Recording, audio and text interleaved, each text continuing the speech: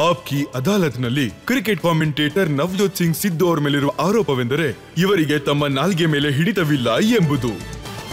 ಸಿದ್ದು ಅವರೇ, ನಿಮ್ಮ ಮಾತನ್ನ ಕೇಳ್ತಾ ಕೇಳ್ತಾ ನಮಗ್ ಗೊತ್ತಾಗಿದ್ದೇನು ಅಂತಂದ್ರೆ ನಿಮ್ಗೆ ಕಂಟ್ರೋಲೇ ಇಲ್ಲ ಅಂತ. ನಾನು ಒಪ್ಕೋತೀನಿ, ಕೆಲಸತಿ ತಪ್ಪಾಗ್ಬಿಡುತ್ತೆ. ಶುರುಲೇ ಹೇಳಿದೀನಿ, ನಾನೊಬ್ಬ ಪರ್ಫೆಕ್ಷನಿಸ್ಟ್ ಅಲ್ಲ ಅಂತ. ಯಾರು ಪರ್ಫೆಕ್ಟ್ ಇರೋಕ್ ಸಾಧ್ಯನೇ ಇಲ್ಲ. ನಾನು ಯಾವಾಗ್ಲೂ ಇದನ್ನ ಹೇಳ್ತಾನೆ ಇರ್ತೀನಿ. बुलबुलों के पंखों में बंधे हुए कभी बाज नहीं रहते, बुज़दिलों और कायरों के हाथों में कभी राज नहीं रहते. सर झुका के चलने की आदत पड़ जाए जिस इंसान को, उस इंसान के सर पे कभी ताज नहीं रहते, कभी ताज. सो ಒಂದು ವೇಳೆ ಈ ಒಂದು ಸತ್ಯದಲ್ಲಿ ಒಂದು ವೇಳೆ ಯಾರಾದ್ರೂ ಅದ್ರ ಬಗ್ಗೆ ತಪ್ಪಾಗಿ ಮಾತಾಡೋದಾದ್ರೆ ಅದ್ರ ಬಗ್ಗೆ ನನಗೆ ಯಾವುದೇ ಯೋಚನೆ ಇಲ್ಲ, ಯಾವುದೇ. ನೀವು ನಿಮ್ಮ ಮಾತಿನ ಮುಖಾಂತರ ಜೆಫ್ರಿ ಬಾಯ್ಕಾಟ್ ಅವ್ರಿಗೆ ಯಾವ ಸಂದೇಶನ ರವಾನೆ ಮಾಡಿದ್ರಿ? ಈಗ ನೋಡಿ, ಜೆಫ್ರಿ ಬಾಯ್ಕಾಟ್ ಅಂತೆ. ಜೆಫ್ರಿ ಬಾಯ್ಕಾಟ್ ಬಂದು ಇಡೀ ದೇಶದ ಚಡ್ಡಿ ಎಳೆದಿದ್ದ. ಅದೇ ಯಾರೋ ಒಬ್ರು ಅವ್ನ್ ಚಡ್ಡಿ ಮುಟ್ಟಿದ್ದಕ್ಕೆ ಅವನಿಗೆ ಅವಮಾನ ಆಗೋಕ್ ಶುರು ಆಗೋಯ್ತು. ಇದು ತಪ್ಪು ಅಂತ ನಿಮ್ಗೆ ಅನ್ಸಲ್ವಾ? ಮತ್ತೆ ಜೆಫ್ರಿ ಬಾಯ್ಕಾಟ್ ಸರ್, ಮತ್ ನಾನು ಜೆಫ್ರಿಗೆ ಎಷ್ಟೊಂದು ಮರ್ಯಾದೆ ಕೊಡ್ತಾ ಇದ್ದೆ ಅಂದ್ರೆ 15 ದಿನ ನಾನು ಕಾಮೆಂಟ್ರಿ ಮಾಡಕ್ ಹೋದಾಗ ಎಷ್ಟು ಮರ್ಯಾದೆ ಕೊಟ್ಟೆ ಅಂದ್ರೆ ಜೆಫ್ರಿ ಅವ್ರಿಗೆ. ಎಷ್ಟು ಮರ್ಯಾದೆ ಕೊಟ್ರಿ ಅಂದ್ರೆ ನೀವು ಶಿಲ್ಪಾ ಶೆಟ್ಟಿ ಅವ್ರ ಜೊತೆಗೆ? ನಾನು ಹೇಳ್ತೀನಿ, ನಾನು ಅವ್ರಿಗೆ ಎಷ್ಟು ರೆಸ್ಪೆಕ್ಟ್ ಕೊಟ್ಟೆ ಅಂದ್ರೆ ಅವ್ರ ಅದನ್ನ ಅರ್ಥ ಮಾಡ್ಕೊಳ್ಳೇ ಇಲ್ಲ. ಅವ್ರು ಅನ್ಕೊಂಡ್ರು ಇವ್ನ ಯಾರೋ ಒಬ್ಬ ಚಿಕ್ಕ ಹುಡುಗ ಇರ್ಬೋದು, ಇವನ್ ವಿಷಯದ ಬಗ್ಗೆ ಮಾತಾಡ್ತಾ ಎಲ್ಲರನ್ನು ನಗಿಸ್ತೀನಿ ಮತ್ತೆ ಇವನನ್ನ ಕೆಳಗ್ ತಳ್ತೀನಿ ಅನ್ಕೊಂಡು ಶಿವ ಅನ್ಕೊಂಡು ಕೈ ಮುಗಿತಾ ಇದ್ನೋ ಅವರೇ ಹಾವಾಗಿ ನನ್ನನ್ನೇ ಕಚ್ಚೋದು. ಇದು ತುಂಬಾ ತಪ್ಪಾಗುತ್ತಲ್ವಾ? ಆಗ ಹೇಳಿದೆ ನಾನು, ನವಜೋತ್ ಸಿಂಗ್ ಈಗ ಏನ್ ಮಾಡ್ತಾರೆ ಅಂತ ನೋಡ್ತಾ ಇರಿ, ಈ ಲೋಹನೇ ಕತ್ತರಿಸುತ್ತೆ ಅಂತ.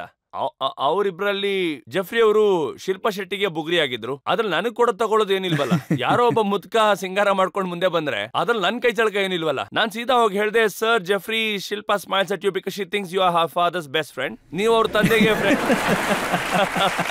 ಅವ್ರು ಕೋಪ ಬಂದ್ಬಿಡ್ತು, ರುದ್ರಾವತಾರ ತಾಳ್ಬಿಟ್ರು. ಅವ್ರು ಹೇಳ್ತಿದಾರೆ, ಇಲ್ಲ ನಾನ್ ತುಂಬಾ ಯಂಗ್, ಅಷ್ಟು ವಯಸ್ಸಾಗಿಲ್ಲ ನನಗೆ. ನಾನು ಇಂಗ್ಲಿಷ್ ಅಲ್ಲಿ ಹೇಳ, what are you saying? Look at me, I am still young. Yes, Sir Jeffrey, last time you celebrated your birthday, the candle costed more than the cake. ಆಗ ಇನ್ನೂ ಕನ್ಫ್ಯೂಸ್ ಆಗ್ಬಿಟ್ರು. ನಾನ್ ಮತ್ತೆ ಹೇಳಿದೆ, ನೋಡಿ ಸರ್, ನಿಮ್ ತಲೆ ಎಷ್ಟು ಚೆನ್ನಾಗಿದೆ ಅಂದ್ರೆ ಒಳ್ಳೆ ಮೈದಾನ ತರ ಇದೆ. To a bald man dandruff is a thrill. ಅವ್ರಿಗೆ ಅದರಿಂದ ಇನ್ನೂ ಕೋಪ ಬಂದ್ಬಿಡ್ತು. ಅವ್ರಿಗೆ ಅನ್ಸಿರ್ಬೇಕು ಇವ್ನ ಯಾರೋ ತುಂಬಾ ಸರಿಯಾಗಿ ಮಾತಾಡ್ತಾನೆ ಅಂತ. ಅವ್ರನ್ನ ಕರ್ಕೊಂಡೋಗಿ ಹೇಳಿದ್ರು, ಸಿದು. ನಾನು ಹೇಳಿದೆ, yes Geoffrey. Sidhu, yes sir Geoffrey. No hitting the below the belt my son. No hitting below the belt. ನಾನು ಹೇಳ್ದೆ, old man, you hit me below the belt, I go 6 inch below that, you remember. You understand? ಅವ್ರ ತಲೆ ಕೆಟ್ಟೋಯ್ತು ಅವ್ರಿಗೆ, ಜೆಫ್ರಿಗೆ. ಕೆಲವು ಸತಿ ಏನಾಗುತ್ತೆ ಗೊತ್ತಾ ನಿಮ್ಗೆ, ಈ ತಮಾಷೆ ಮಾಡ್ತಾ ಒಬ್ಬ ಮನುಷ್ಯ ಹೀರೋ ಆಗ್ಬಿಡ್ತಾನೆ.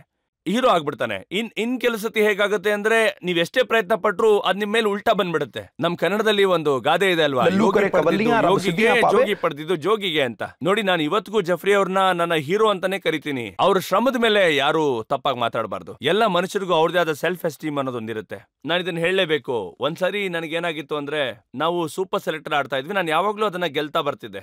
ಆಗ ಅವ್ರು ಹೇಳ್ತಾ ಇದ್ರು, is lucky and I am unlucky, is lucky, I am unlucky. ಇದು ಬಿಟ್ಟು ಬೇರೆ ಏನಾದ್ರು ಮಾತಿದ್ಯಾ? ಇದು 4-5 ಸತಿ ಆದಾಗ ನನಗೆ ಹರ್ಷ ಭೋಗ್ಲೆ ಅವರು ಒಂದು ಕಪ್ಪನ್ನ ತಂದು ಕೊಟ್ರು. ಅದು ತುಂಬಾ ದೊಡ್ಡ ಕಪ್ ಅಂತಾನೆ ಹೇಳ್ಬೋದು. ಆಗ ಹರ್ಷ ಭೋಗ್ಲೆ ಅವ್ರನ್ನ ಕೇಳಿದ್ರು, mister Jeffrey, he has won for the 7th time continuously, what you have to say? He is lucky, I am unlucky. ನಾನು ಹಾಗೆ ಹೇಳಿದೆ, yes, you are so unlucky. Even if somebody threw you into a barrel of nipples, you will still come out sucking your thumb. ಎಲ್ಲ ರೀತಿ ಕುಗ್ಗೋಗ್ಬಿಟ್ರು ಅವರು. ಕುಗ್ಗೋದ್ರು ಅಂತಾನೆ ಹೇಳ್ಬೋದು. ಅದಾದ್ಮೇಲೆ ನಮ್ಮ ರಿಲೇಶನ್ಶಿಪ್ ಏನಿತ್ತು ಜೆಫ್ರಿ ಬಾಯ್ಕಾಟ್ ಜೊತೆ, ಏನು ಏಕ್ದಮ್ ಅದು ಸರಿಯಾಗಿತ್ತಲ್ವಾ? ಅದು ಹೋಗಿ ಆಟಗಾರರ ಮಧ್ಯೆ ಮನಸ್ತಾಪಗಳು ಇರಬಾರ್ದಂತೆ.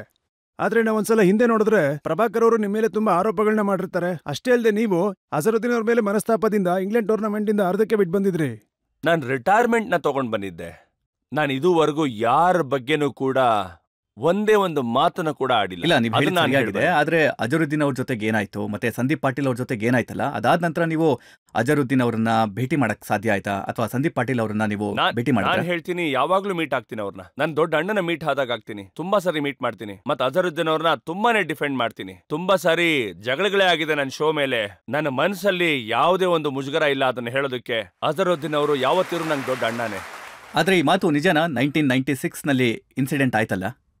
ಅಜರುದ್ದೀನ್ ಅವರು ಪೆವಿಲಿಯನ್ಗೆ ಸಿಗ್ನಲ್ ಮಾಡಿ ತೋರಿಸ್ತಾರೆ ನಾವು ಬ್ಯಾಟಿಂಗ್ ಮಾಡ್ತೀವಿ ಅಂತ. ಮತ್ತೆ ಸಂದೀಪ್ ಪಾಟೀಲ್ ಅವರು ನಿಮ್ಮನ್ನ ಕೇಳ್ತಾರೆ ನೀನ್ ಯಾಕೆ ಪ್ಯಾಡ್ ಅನ್ನ ಕಟ್ಕೋತಾ ಇದೀಯ ಅಂತ. ನೋಡಿ ಎಷ್ಟು ಪ್ರಯತ್ನ ಪಡ್ತಾ ಇದ್ದೀರಾ, ಎಷ್ಟೊಂದು ಪ್ರಯತ್ನ ಪಡ್ತಾ ಇದ್ದೀರಾ, ಆದ್ರೆ ನಿಮ್ಮ ಪ್ರಯತ್ನ ಫಲಿಸೋದಿಲ್ಲ ಸರ್. ನಾನು ಯಾವುದನ್ನು ನಿಮಗೆ ಹೇಳೋದಿಲ್ಲ. ಅಲ್ಲಿ ಏನಾಗಿತ್ತು ಏನಾಗಿರ್ಲಿಲ್ಲ ಇದು ನಮ್ಮ ಪರಿವಾರದ ವಿಷಯ. ಇದು ಒಂದು ಗೌರವದ ವಿಷಯ ಆಗಿರೋದ್ರಿಂದ, ಅದು ಪರಿವಾರದ ಗೌರವಕ್ಕೆ ಸಂಬಂಧಪಟ್ಟಿರೋದ್ರಿಂದ ನಾನು ಇವತ್ತಿಗೂ ಅದಕ್ಕೆ ಮರ್ಯಾದೆ ಕೊಡ್ತೀನಿ. ನಾನು ಅವರೆಲ್ಲರನ್ನೂ ಪ್ರೀತಿಸ್ತೀನಿ. ಅಜರುದ್ದೀನ್ ಅವ್ರು ನನ್ನ ದೊಡ್ಡ ಅಣ್ಣ ಇದ್ದ ಹಾಗೆ ಇರ್ತಾರೆ. ಸಿದ್ದು ಅವರೇ, ನಾವೀಗ ಒಂದು ಬ್ರೇಕ್ ತಗೊಳ್ಳೋಣ, ಮತ್ತೆ ಬ್ರೇಕ್ನ ನಂತರ ಮಾತಾಡೋಣ. ನೀವು ಯಾವುದನ್ನ ವಿಶ್ವಾಸ ಮಾಡ್ತೀರಾ ಮತ್ತೆ ಯಾವ ಅಂಧವಿಶ್ವಾಸದ ಬಗ್ಗೆ ನಿಮಗೆ ನಂಬಿಕೆ ಇದೆ ಅನ್ನೋದ್ರ ಬಗ್ಗೆ ಅದು ನೀವ್ ಹೇಳ್ತಿರೋದು. ನಿಮ್ಗೆ ಅನ್ಸಿದ್ कुछ तो लोग कहेंगे, लोगों का काम है कहना।